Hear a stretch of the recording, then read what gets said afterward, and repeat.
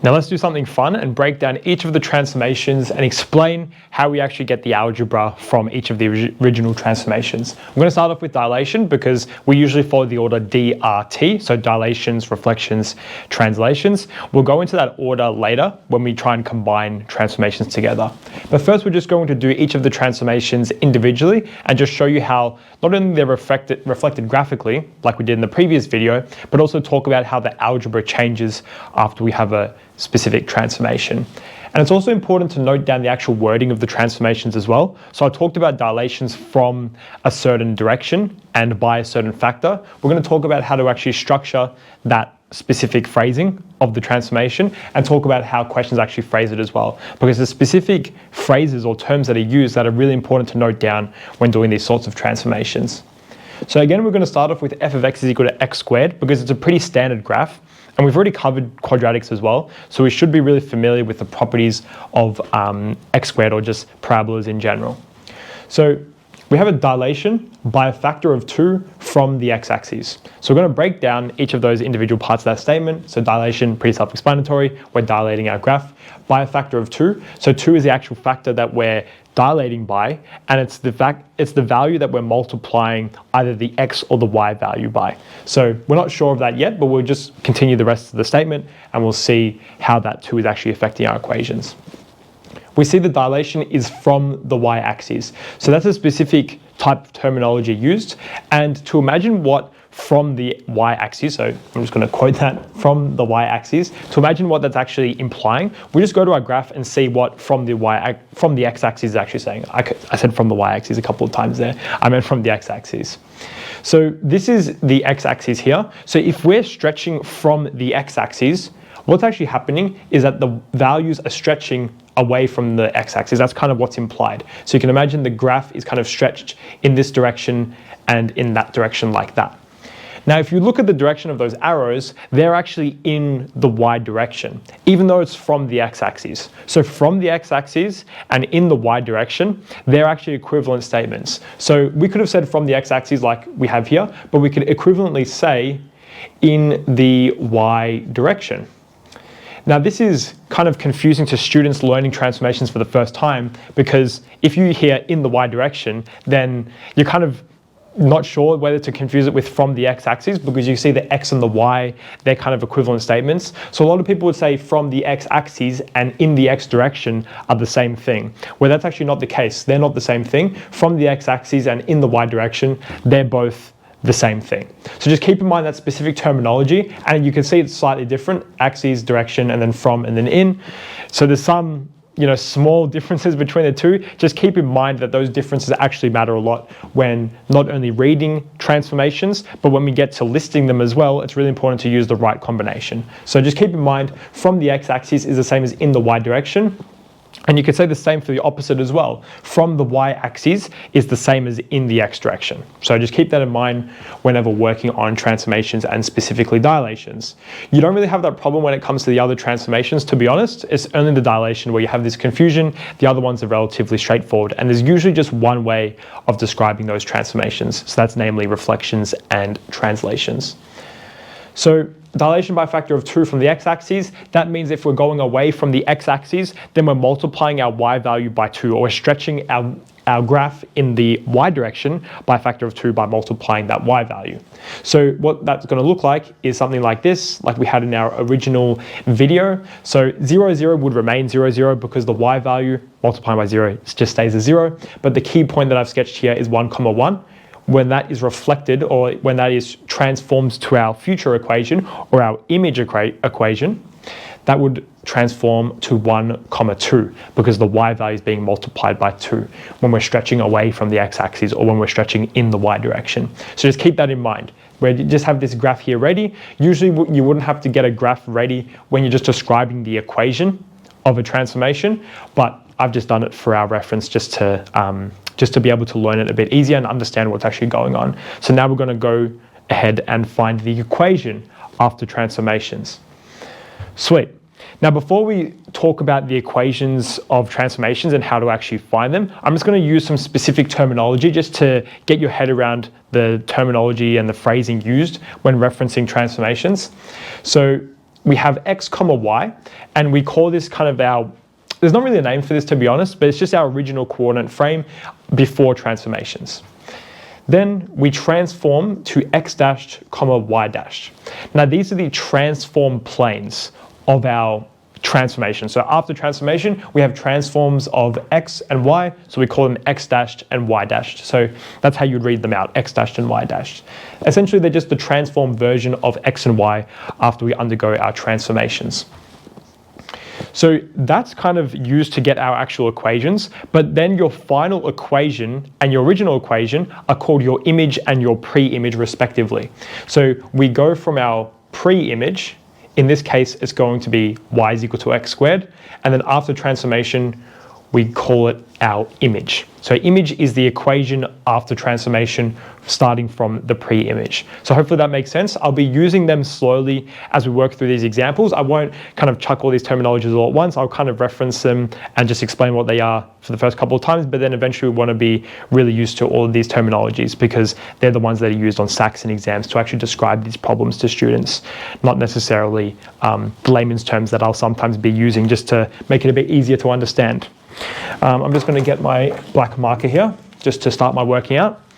So there's two different ways of getting equations after transformations, or equations, resulting from transformations. There's the long way, which I'll show you first because it's really important to understand the fundamentals. But then we'll talk about a bit of a shortcut that a lot of students use, and it's honestly, I really rate the shortcut because it saves a lot of time. And once you kind of understand transformations, it's really unnecessary to do the long way. So we'll do the long way first just to understand things and see how the algebra works. But then the shortcuts are kind of a result of the long way. So it's good to understand the fundamentals first and then make it easier for ourselves. Now, all of the information that I'm going to be referencing from here on in is going to be in the description. Essentially, there's going to be a table that summarizes all of the transformations, and the table has something like, it lists off the transformations, and then it talks about the x dashed and y dashed equations, which is what I was referencing here before. And then it also has something along the lines of kind of how f of x is changing. So it might be f of ax, or it might be a fx, or it might be f of negative x. There's all these, that's that column in the table. Now those are the shortcuts that I was referring to, so we just ignore that for now. For now, we're just going to focus on the x dash and y dash equations because that's part of the long way.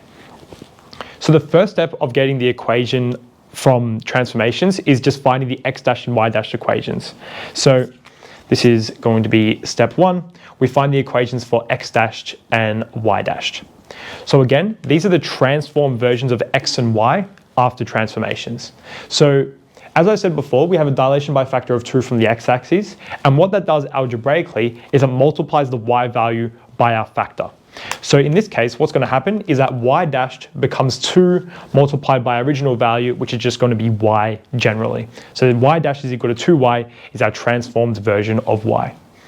Now, this is a pretty basic transformation, and there's actually no effect on the x value. You can see that 1 remains 1 for that transform point, so x dash is just going to be equal to x generally. But usually when you have more complex and combinations of transformations, the x and the y both change, but in this case that doesn't happen because the transformation is pretty easy or pretty simple. So this is why the y value is the only one changing. So first step is done, x dash is equal to x, y dash is equal to y. Now, this is the middle step after this is one that a lot of students skip, and I understand why they skip it because it doesn't seem very intuitive at first, but once we do the whole process, it'll kind of make sense. The next step is to rearrange your equations for just normal x and y. Now, we'll just do it first, and then we'll explain why you actually have to do it. So x doesn't require any rearrangement. X is just equal to x dashed, and then y, however, we need to divide by 2. Y becomes y dashed divided by 2. And this is step 2 of our process. So we've got x is equal to something, y is equal to something, and both of those things are in terms of x dashed and y dashed. And the reason why we needed to rearrange these expressions is because these are the expressions that we substitute into our original equation, y is equal to x squared. So step 3 would be to take those expressions and put them into the equation of y is equal to x squared. So this is step 3. I'm just going to write out those equations again and just say we're substituting it into y is equal to x squared. And then you're going to see that we're going to have a transformed version of y and x, and our equation is going to be then in terms of just x dash and y dash, which are our transformed versions of x and y. So when we substitute those in, we end up getting y dashed over 2 is equal to x dashed squared. It's kind of hard to do this working out, to be honest, and you'll notice this as well once you start doing the working out, that the x and the y look like a power of 1. So just try and, either put them in brackets if it helps you, or try and write it in a different way. I'm trying to not write it as x to the power of 12. I'm just trying to write it as x dashed, and then that's all squared. So hopefully I've done a good job there. Sweet. So all we need to do now is just multiply the 2 to the other side, and then we're going to get y dashed is equal to something, and this is going to be our final equation pretty much. So y dashed is equal to 2 multiplied by x dashed squared. Sweet. So this is what we call our image equation. So this is what I was mentioning here. This is the equation of our pre-image, but post-transformation. So this was our pre-image up here. This is our image down there. Now the last step is, this seems like a counterintuitive step as well, but this is actually really important. For our final line of working out, we need to write the same equation, but just without the dashes. And the reason for that is purely because we just want to keep it as x and y, because they're the traditional Cartesian planes that we refer to. Even though this is technically correct, this equation is still correct. You're just replacing y dash with y and x dash with x. And it might be kind of weird because, that's what we tried to get rid of in the first place. But I think it's just one of those things that you have to trust me on. Just for the last line of working out, just make sure you write it as y is equal to x without the dashes. And just specify what you're doing. So usually what I say, and this has always been fine for me, I say image is y is equal to 2x squared. I just say that as a statement as my final line, and this is just saying, yep, I've done my working out. Here's my working out in terms of x dash and y dash, but my final image equation for my Cartesian x and y is going to be y is equal to 2x squared. Perfect. Now this is a long way of working out, and you can see there's 3 main steps. The first one is to get the equations of x dash and y dash, and that's from our table. And I guess if you're doing a tech-free exam, or if you're doing a calculator-free SAC as well, then you wouldn't be able to access that table, so you have to memorize, how the operations work. But trust me, with a fair bit of working out, or a fair bit of practice, you'll be able to memorize them pretty easily. So just get the expressions for x dash and y dash, and then the key step is to rearrange those equations for normal x and y, and then you use those expressions of normal x and y, and you substitute it back into your pre-image, and then you rearrange for y dashed to get your image equation, and then you specify your final image equation as y is equal to 2x squared. Sweet. Now, I was saying before that there's a bit of a shortcut for getting the transformed equation, and the shortcut is I think it's in the final column of that table. I'm not too sure off memory, to be honest, but just note that there are shortcuts for getting these equations of the image, especially it's in function format as well. So they've done it as f of x is equal to something, and then they've specified the shortened version or the shortcut version of getting the transformation in terms of f of x. So I think they specify in the table that you can just do a multiplied by f of x, and this is going to be your image equation. And this makes sense if we just look at this, right? If you have a, which represents your dilation factor, multiplied by f of x, that's the format of our final equation. So we see image is y is equal to 2x squared. The dilation factor was a factor of 2 from the x-axis. So you can see we could have got this straight away just by using that shortcut. So this is where the shortcut actually comes from. It's kind of just done this process in general in terms of generic values, and then it's just summarized it in our table. So I think when you're in year 12 and you're doing these types of questions, I'm pretty sure you can use a shortcut way as long as you specify kind of the generic form that you've got it from. So for example, what I would say is I would say that image is y is equal to a f of x, and then just specify that a is equal to 2, and therefore you can say that your image equation is y is equal to 2x squared. I kind of just wouldn't jump to y is equal to 2x squared just because I would be scared that there's working out marks involved. Then if you just use the shortcut way, then obviously you can't show any working out. So I would just be safe and specify that line in general, and just specify that a is equal to 2 as a result of your transformation information, and therefore you can say that your final image equation is y is equal to 2x squared. One thing I just want to say before we cut this video, apologies, this video is quite long, but it's good that we're going in detail. It's the fact that we don't have dilation by a factor of 2 from the y-axis. The process is very similar, but you just multiply the x value by your dilation factor. And you'll notice that your working out does end up being slightly different, and your equation does end up being slightly different as well. It's not kind of what we expect at first, but once you do the algebra, you'll realize that that's the way it should be. So what I specifically mean is that the shortcut version of dilation by a factor from the x-axis, from the y-axis, or in the x direction, is f of x on a, is what I mean. It kind of looks weird.